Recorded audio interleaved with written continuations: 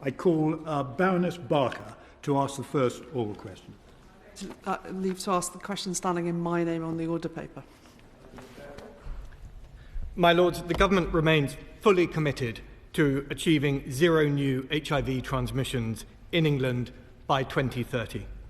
This is why we endorsed the HIV Commission, which was established by the Terence Higgins Trust, the National AIDS Trust and the Elton John AIDS Foundation, and we welcome their report published today.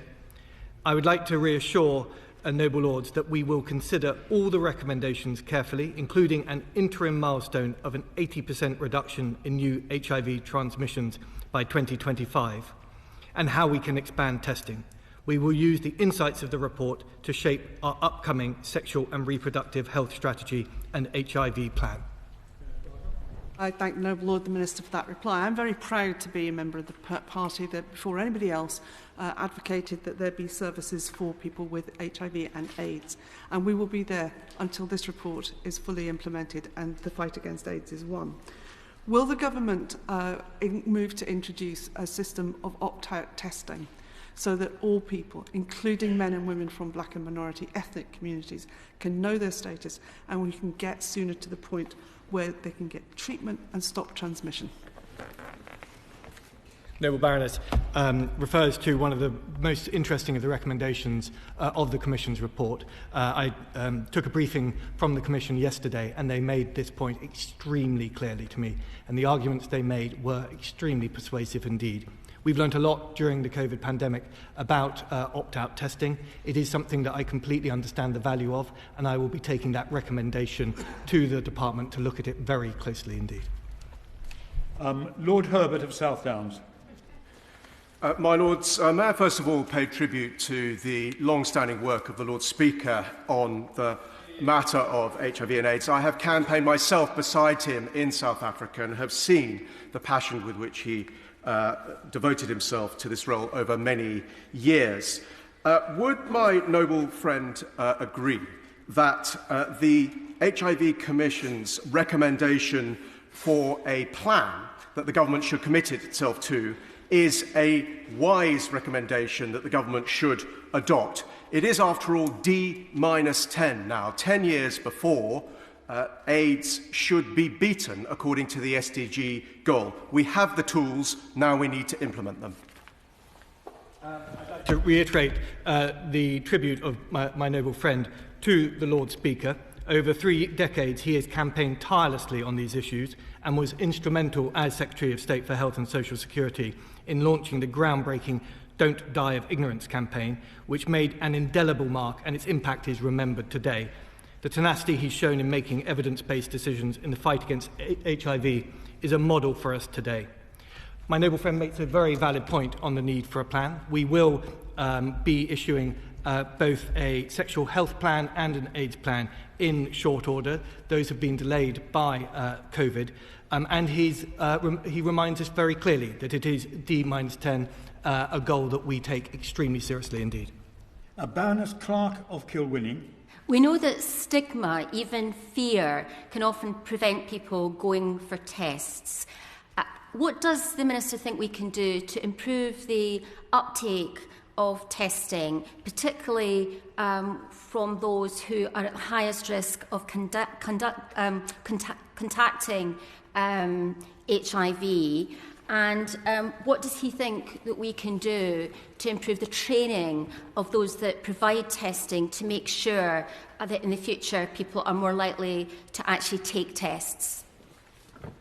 My Lords, we have made great progress in the area of tests. We have hit the UN AIDS 90-90-90 target for the 3rd consecutive year, with 94% of those living with HIV diagnosed, 98% of those diagnosed getting treatment, and 97% of those on treatment having an undetectable viral load. But the noble Baroness is entirely right. One of the greatest challenges are those who aren't tested because they don't know that they should be tested. And part of that is stigma, and part of that is encouraging people to step up to being tested. That is very much the focus of the recommendations in the HIV Commission report, a report that we take very seriously indeed. It has very clear recommendations on marketing, which we will be looking at very carefully. Baroness Shin. The Global Fund to Fight HIV, AIDS, TB and Malaria warns that additional support is badly needed to prevent a reversal in hard-won gains. So may I ask the Minister whether we, as a lead funder, will join Germany, Italy, Canada and South Africa to increase our contribution to the fund as a matter of urgency, and a written answer will suffice if that's not in his 3 minutes. Well, the Noble Baroness makes a very good point. The UK government will continue to be a world leader in HIV response through our considerable investment in the Global Fund to fight AIDS and malaria, as well as through support to the Robert Carr Fund to advocate for the rights and needs of the most marginalised groups, such as LGBTQ and people and sex workers. In terms of a precise reassurance on the point she asked, I can't provide that from the dispatch box, but can I reassure her that our commitment to these international causes remains robust? Lord Collins of Highbury. My Lords, this is a global fight, and as the Noble Lord mentioned, this target is a target for the SDGs that applies throughout. So if we are to meet the global agenda of no new transmissions of HIV by 2030, how will the government work with all major funders to collectively, as he mentioned, to collectively invest the 36.49 billion needed for HIV programming for key populations over the next decade? Well, my Lords, I have already outlined, I think, some of our commitments to international funding precisely. Can I, mention 2 other areas where we contribute? Firstly is through our own example, and by marching resolutely towards the zero transmissions target, I think we set an important global example, which shouldn't be underestimated. And secondly, the contribution of our science community, which has been profound and has contributed huge medical insights to the progress on antiviral drugs and scientific progress in the fight against AIDS. Lord Black of Brentwood. Would my noble friend agree with me that one of the biggest barriers to meeting the 2020 target is the stubbornly high rate of late diagnosis, which not only has serious repercussions for the individuals concerned, but contributes significantly to health inequality? Would he support the report of the Commission, recommendation of the Commission, that every late diagnosis must be viewed as a serious incident requiring investigation and a report produced to drive change in local healthcare? Well, my Lords, I did notice the recommendation that every late diagnosis should be regarded as a major contagion report and followed up by an authority like PHE. That is one for PHE to consider for themselves, but I will certainly be writing to them to raise to raise the recommendation and to ask them to reply to me with their response. Lord McConnell of Glenscardale. My Lords, the doubling of mother-to-child transmissions around the world is just one of the implications of this year of instability in health services around the world caused by the COVID-19 pandemic. In my experience around the world, one of the greatest fears of those living with HIV is instability, whether that is caused by climate change, conflict or pandemics. What is the government going to achieve by cutting £4 billion in overseas development assistance when these great crises need so much attention at this time? Well, the Noble Lord speaks with great humanity and compassion, but I do need to maybe return to a little bit of perspective. I'm not sure if our UK aid budget is enough to solve all the problems that he describes. The UK remains extremely committed to international aid. We have reduced, of the COVID epidemic and the recession, our commitment in a small way, and we have promised to revisit it at a later date. That commitment is very, very clear, and we will be doing that in due time. Baroness Tyler of Enfield. My Lords, cuts to local authority public health budgets of some 700 million in real terms over the last 5 years have led to sexual health budgets being cut by 25% in this period. The King's Fund has estimated that restoring spending to the former level would require additional investment of £1 billion.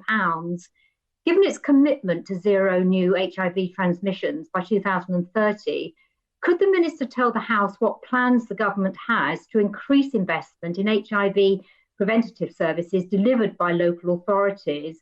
And also, can the Minister confirm that there will still be national funding for a prevention programme?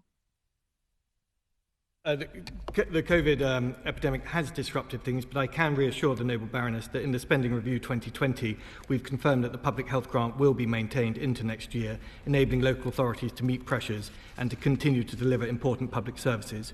DHSC will confirm final allocations in the coming week, including the position on HIV PrEP.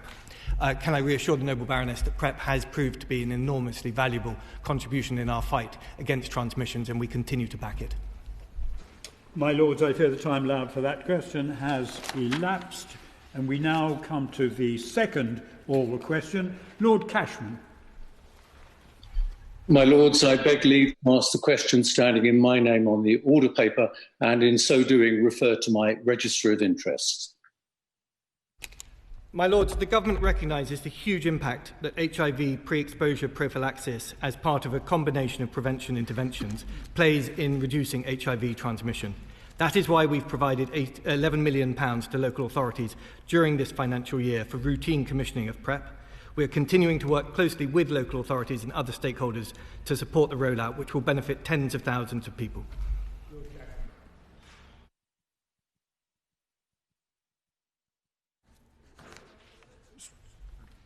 Study has shown that it's nearly 100% effective when taken properly, and there is no difference in reports of condom use. And more importantly, my Lords, contradicting the claim that access to PrEP would somehow encourage an increase in risky sexual behaviour, there are no other STIs. Therefore, I would like to ask the Noble Lord the Minister, given that one of the key barriers to increasing access to PrEP is it being delivered exclusively through sexual health clinics, what discussions has the Government had about expanding access to PrEP to other healthcare settings, such as gender clinics, maternity units, GPs and pharmacies? Well, my Lord, the Noble Lord makes a completely fair point. There is absolutely no question of there being a social stigma associated with taking PrEP or any kind of moral cloud over those who wish to take this important therapy. And that is not in any way our purpose. And he makes a good point that there are good arguments for the supply of PrEP to be not just through GU units, but also through GPs and maybe even through pharmacists. These are arguments we hear and we are looking at very closely, and I hope at one point to be able to update the Noble Lord on our progress in this matter. Baroness Thornton. Thank you, Lord Speaker. Can I just remind the Noble Lord the Minister, with regard to his last answer about funding, that just because you can't solve all the world's problems, you shouldn't try to solve some of them. On that basis, can the Government provide an update on the rollout of PrEP in England? And is the Noble Lord the Minister aware that there are local authorities who are still not providing the drug? And when the ring-fenced funding for PrEP runs out in March 2021, will the Government commit to at least the £16 million per annum to make this happen for the future? Well, the Noble Baroness makes a fair point. The rollout of PrEP has reached a great many local authorities, but not all of them. The funding for it at £11 million has made a big impact, but it hasn't covered all the ground. We are aware that this funding package runs out next year, and we are in active engagement with local authorities in order to find a new mechanism going forward before July, when I believe the funding will change. That said, our commitment, as I said earlier, to the principle of PrEP and its impact on reaching our targets on transmission remains resolute, and I look forward to being able to announce a resolution of this funding formula. Baroness Jolly. My Lords, access to sexual health services has always been more difficult in far-flung areas like Cumbria and Cornwall, and often young gay men do not like approaching the GPs they've known since childhood. The Minister referred in the earlier question to PrEP. Is he confident that there are adequate alternative opportunities to get local access to PrEP? And would he commit to talking to those in the department who deal with the plan and write to me with a date when PrEP might be easily accessible all across England and put the response in the library? The Noble Baroness makes an entirely fair point. Access to PrEP is not as even as it maybe could be or should be. It is a very important tool in our fight against the transmission of HIV, and it is a programme that we support wholeheartedly. However, it does take time to roll a therapeutic like this through the entire healthcare system. We have focused its supply through sexual health units because that is the most thoughtful and reliable place for the kind of consultation and expertise for a delicate new therapeutic like PrEP. But she raises a good point that maybe this could be and should be updated. Lord Scriven. My Lord, since 2017, both Scotland and Wales have supplied uncapped access to PrEP. So could I ask the Noble Lord the Minister, what is stopping uncapped access to PrEP in England so that we don't get a postcode lottery to access? Well, the Noble Lord will be aware that there is a detailed conversation with local authorities about ensuring that we get exactly the right balance in terms of funding. As the Noble Baroness rightly pointed out, we need to make sure that the supply of PrEP is also conducted in a way where there is good consultation and where those who are applying for the therapy are given good advice. That is best done with local authority help, and we're trying to hammer out a deal to make sure that that is done thoughtfully. That deal has been delayed by COVID, but we are looking forward to announcing a resolution of that before the next funding round finishes. Baroness Bennett of Manor Castles. My Lords, I can the Noble Lord the Minister confirm that the government is collecting information on who is accessing PrEP in England. It's obviously crucial to ensure that there's equity among the groups given the currently limited supply, unlike the situation in Scotland and Wales, as the Noble Lord Scriven just referred to. And will the government commit to publishing the data on who is accessing PrEP? Well, I'm not sure if I can make the reassurances that the Noble Baroness is looking for. These are very delicate and private matters. I'm not sure if it is right that the details of who is accessing PrEP are necessarily right for the public domain, but I'm happy to, I welcome any suggestions she may have in correspondence about what it is exactly she's looking for. Lord Paddock. My Lords, in January 2016, the results of the PROUD study, in which I was a participant, showed a 90% reduction in HIV infections in those who took PrEP and no increase in other sexually transmitted infections. Why did it take the government 4 years from the publication of these results to make PrEP available in England? And what is the government doing to increase awareness of PrEP amongst women and the black community? My Lords, I'm afraid I wasn't the Minister for you when in the period he talked about, so I can't account for that. But what I can reassure the Noble Lord is that the point he raises about access to PrEP amongst women and the black community, where we do have a case to answer. I completely acknowledge that, in particular amongst the black community, this is one of the most difficult areas that we have to tackle in order to hit our objective of zero transmissions by 2030. We are working extremely hard to try to reassure those who are hesitant about taking on such therapies that they are safe, that they are accessible, that they are private, and that they are relevant. And we need to win that battle in order to hit our target.